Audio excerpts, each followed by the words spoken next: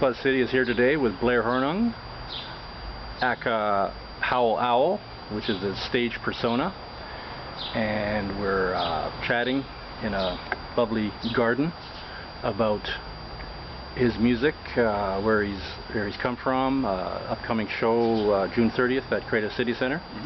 Tell us a little bit about that, Blair.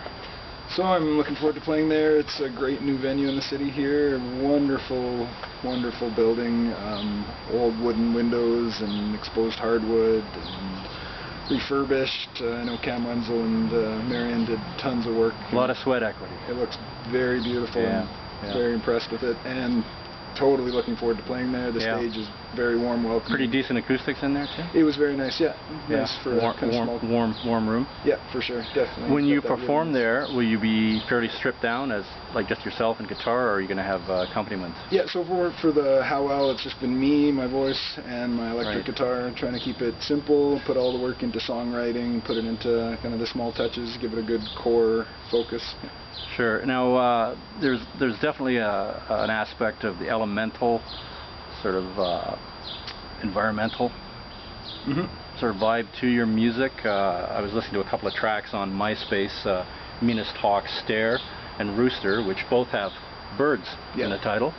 That seems to be kind of a thematic with some of your music at present. Yeah, it kind of worked out that way. I started in January writing songs for a new album, decided I was going to kind of draw a line in the sand and start up HowlOwl and write a body of songs to hopefully be recorded, which I'm looking at later on this summer, and started writing a few songs. A couple ended up about birds, a couple were kind of hanging there, and then ended up reworking them, and eventually all of them ended up about birds except for one, and it's about a horse. So I don't know how that works, but the Chinese have this idea. A sonic menagerie. The Chinese have this idea that the mare, the horse, is the embodiment of the earth, and the sky is left to the birds and the dragons, and so I think the horse is kind of maybe there just to ground the whole thing. Yeah. So it's a very natural sort of type of music in a lot of ways. Yeah, try and keep it as intuitive and Now, by trade, you're a geographer.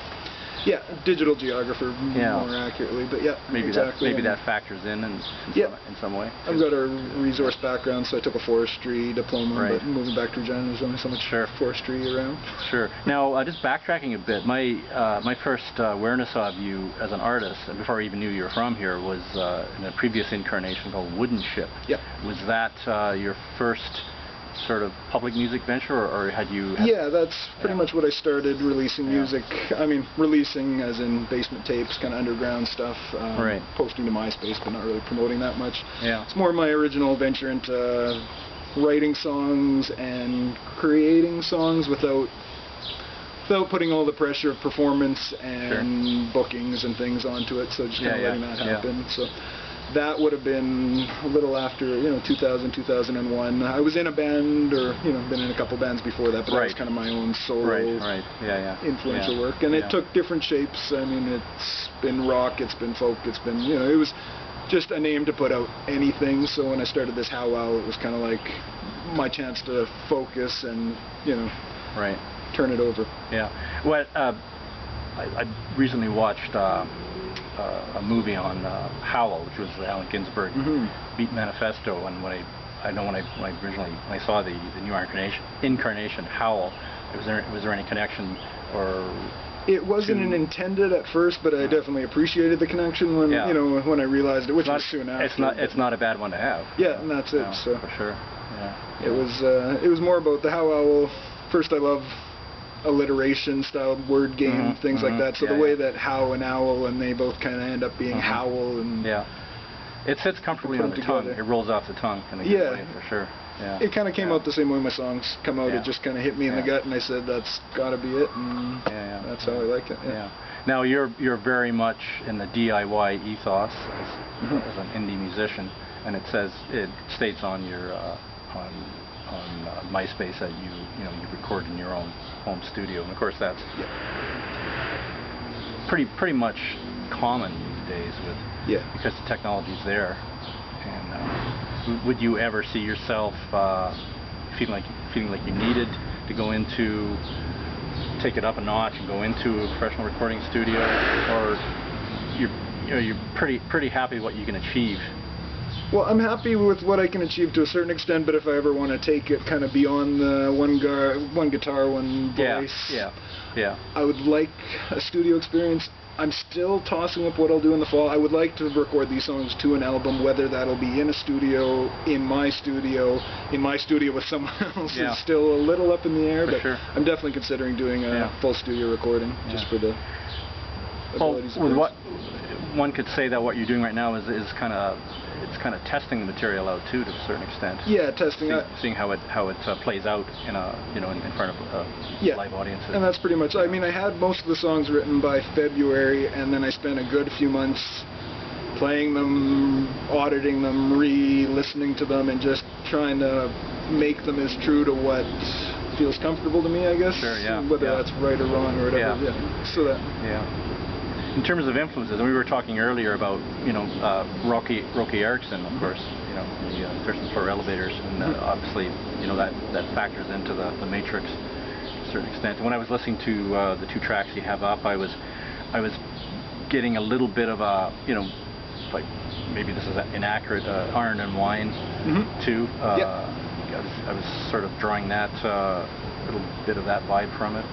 Yeah, I definitely appreciate the Iron and Wine. And I know his first few albums were just him in a basement and kind of polishing them up. And with this album, I kind of took that with these songs. I guess these demos, recordings, took that idea of keep it simple, but keep the keep the core elements in there, and then the rest can be added later. Sure. And so.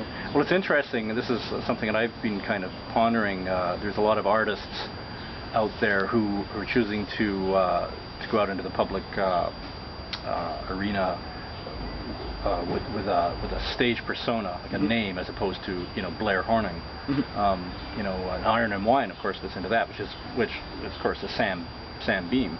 Yes. Right. Yeah.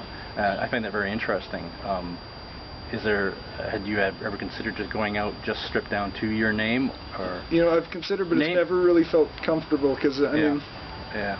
It allows it to be in this other artsy realm, whereas you start putting your name on it, and it brings it a little too much into show business, and that's what as much as I'm enjoying approaching that now, it hasn't always been the goal, so it allows it to be almost separate. Yeah. Which is and also too, in terms of I don't sort of use the name of the term branding, but it's but coming up with a thematic concept, a name like HowlOwl, you're also preemptively making a statement about what you're putting out there, as opposed to just going out with your God-given name. Exactly. And I mean, some people are gifted with those names that are just they stand alone, whether simple or complex. But I just always felt more comfortable finding a pseudonym. Well, you think of the classic, singer-songwriters, Neil Young, Van Morrison, Leonard Cohen. I don't think there was ever a point. Well, I mean, they were in bands in their younger days, but when they ventured out. And even Neil Young was Neil Young and Crazy Horse. For sure. Although they were separate. Very good. Okay, so June 30th at Creative City Center, downtown at the finally appointed space above Loggies on Hamilton Street. And I think that is becoming a respectable new venue. And playing there is very cool. I think anyone who shows up there will want to come back. It's one of those things where it's a door that you got to kind of know where it is, but once you're there, it sure grabs you. Will you have any recorded material, like product or CDs for that particular one? I'm just still looking. I mean, I've got some songs on the web. I'm even up. I don't know if I have them posted for free, but I mean, if anyone's interested, I'll send them. I'm running into it for the money right now. But eventually I will like to record an album for sale. Absolutely. Okay. This has been very, very, very cool. Anything further to add? Other than, come check out Dan Hallbrow from B-Side Champions. B-Side Champions, right. I was going to mention that. He's going to be playing there too. He's a great local songwriter. And he's performing just stripped down solo as well, right? Yeah, same kind of thing. It's a single guy, goes under B-Side Champions, and took a bit of a hiatus. I think he was going to school for a while, and he's been focusing again for the last year and a bit here. And And I had never heard of him until I saw, your show posted. Yeah. So check that out, folks. Yeah, exactly. For sure.